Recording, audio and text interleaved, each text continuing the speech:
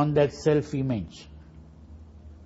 So this is why it is necessary to change this self-image if I am to change my behavior. This is what Maxwell Maltz points out. It's very important.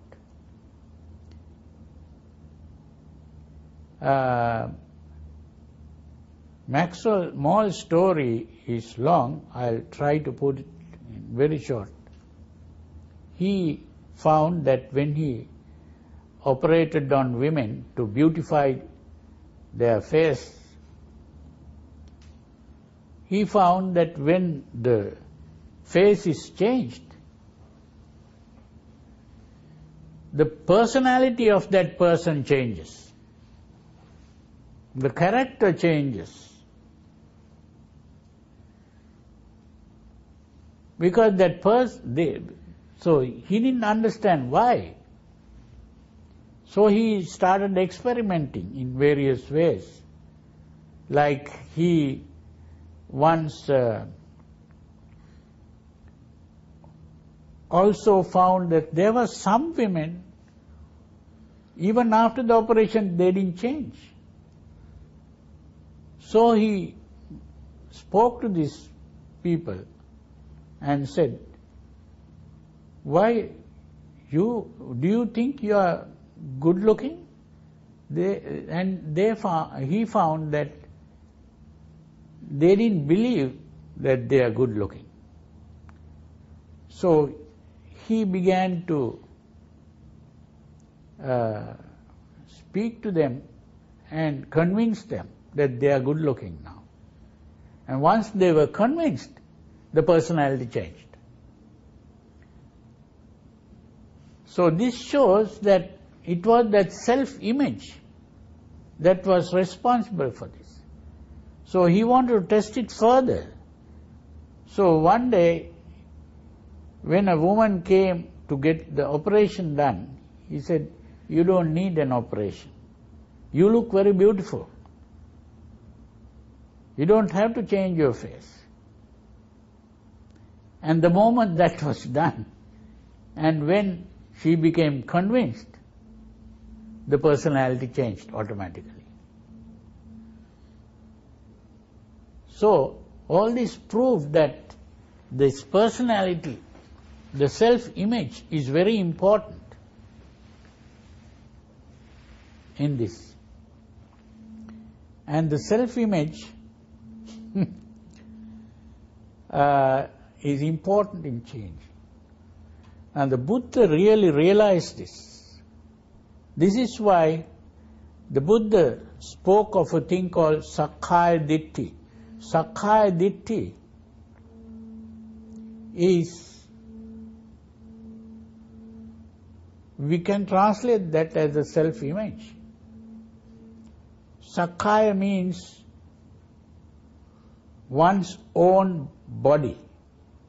But the body, Sakkaya, the Buddha defines the Sakkaya not as simply the physical body, but the whole body of feelings, emotions, thoughts, all that is included in the Sakkaya Ditthi.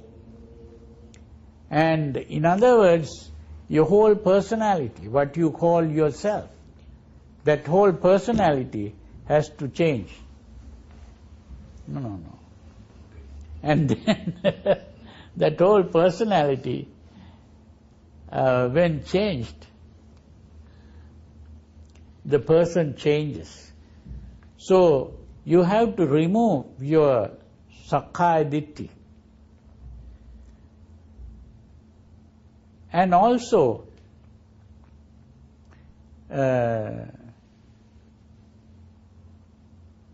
Vicikiccha. Vicikiccha is where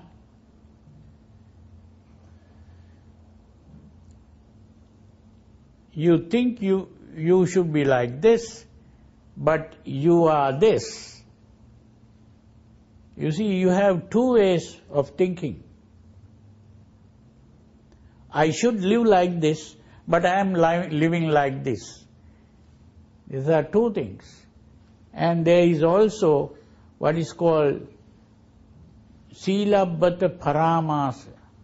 Sila Paramasa is where you are behaving well just to satisfy other people. You are not really behaving well because you want to behave. You are behaving well just to satisfy others. In other words, you are behaving well in public, but in private you may be behaving in a different way.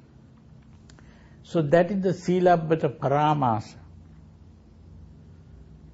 And so, the important thing is that this change in our self-image is important. And to do so, we'll have to look up to what we want to be. And what we want to be becomes the ideal of perfection.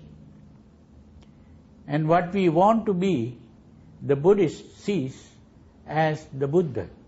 So the Buddha becomes our goal. The Buddha is the image that we want to be. So the more we think in terms of the image that we want to be, we gradually move in that direction. So there is an image about what we are and another image about what we want to be. So the more we focus on what we want to be, and the more we appreciate that, the more we value that, the more we are drawn towards that. And this is why this word worship can be understood as it's a combination of two parts, worth and ship, worship. What this means is to worship